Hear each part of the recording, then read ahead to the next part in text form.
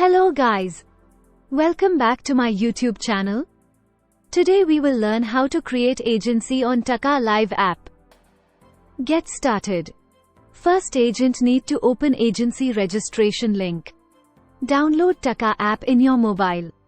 Sign up using any preferred option. Choose the language you want to use. Select your gender and enter date of birth. Agent has to fill the form by creating agency name and submitting WhatsApp number, then accept the agency invite. After accepting agency invite, agent need to tap restart to get agency center option in profile.